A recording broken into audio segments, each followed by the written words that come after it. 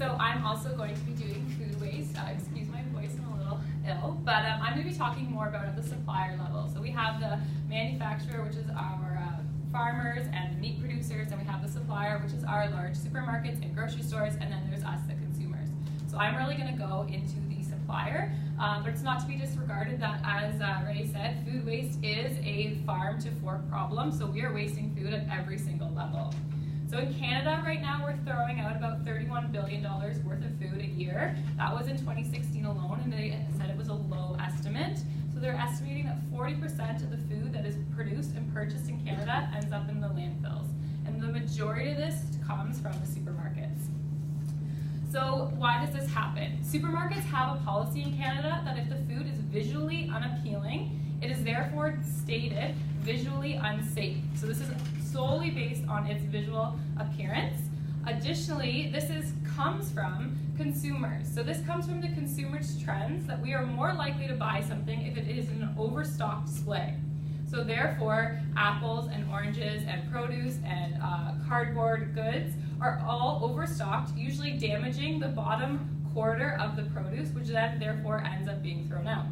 So not to say that it's completely our fault, but the majority of the produce that is being thrown out in supermarkets comes from this trend of overstocking the produce.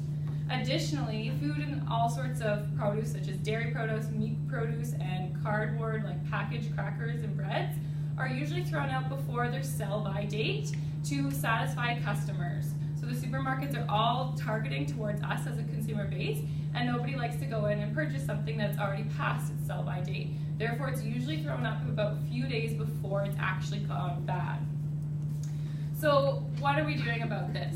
And Canada, not too much. Right now, it's not seen as an issue for our legislative body, and in Ottawa, the government is stating that it's not a pressing issue in Canada. However, other countries around the world are actually doing quite a lot. So I'm going to talk about what they've done to tackle this problem. So in 2014, the EU stated that it was the year to tackle food waste.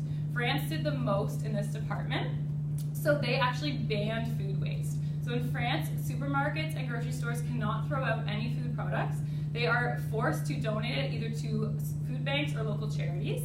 And then there is a supermarket chain in France called Intermarché. They brought in a whole other line of produce. They're called Inglorious Fruits and Vegetables. They're in a separate section of the grocery store. They appear on a separate section of your receipt, and they are all products that they buy from their same suppliers, but they're the products that usually get thrown out due to their visual appearance. So carrots that are misshaped, apples that have deformations, but all products that are actually still very good. So they sell these at 30% less than their market other apples. They come from the exact same fields, they take the exact same truck to get there. The only difference is that they are a little misformed or misshaped. So when they introduced this, they sold 1.2 tons of fruits and vegetables in their first 2 days and increased their foot traffic in the store by 24%. So that just shows that this is an issue that consumers are looking to tackle. Italy provides tax incentives if the grocery stores donate.